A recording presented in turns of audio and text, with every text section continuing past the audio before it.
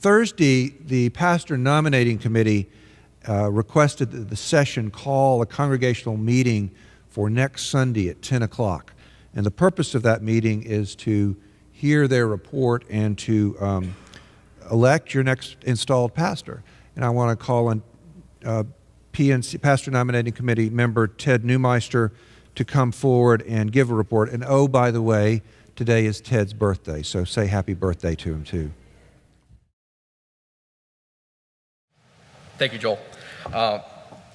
Before I begin, we're here in the South, so we're celebrating the start of a new season with Advent. There's also another religion in the South that's approaching the end of a season. So I do want to give everybody a good, hearty go Dogs. Had a good game last night.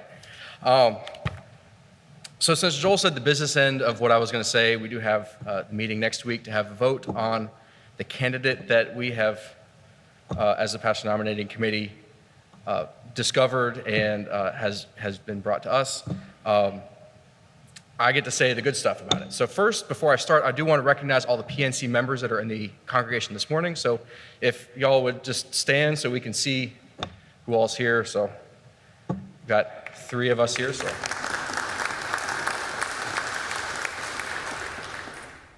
it was a long process. We were nominated to this committee November of last year.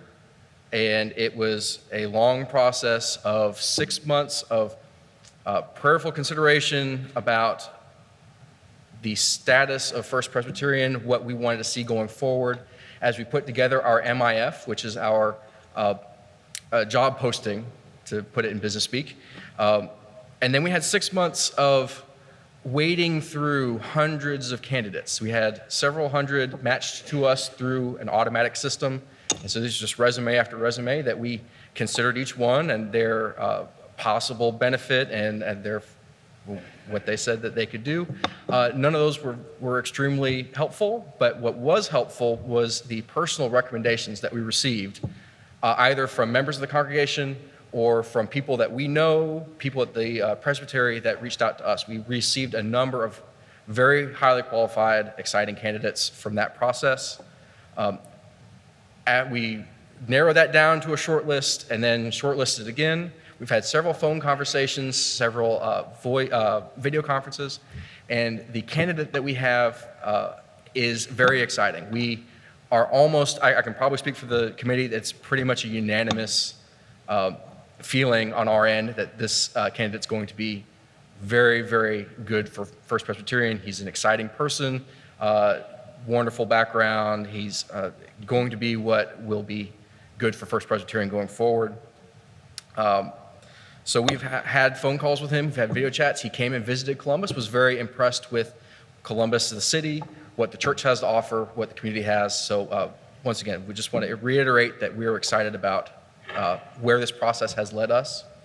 And next week, I want to invite everybody to make sure you are here. It is Lessons and Carols. So for me being a music person, we want a large crowd to watch us sing. And we also want as many people here so they can receive the biographical information that we're going to present about the candidate. And I think he is going to also write us a letter of introduction about himself. So you should have plenty of information. Just know that we're excited. We feel we've got the right person. So thank you very much.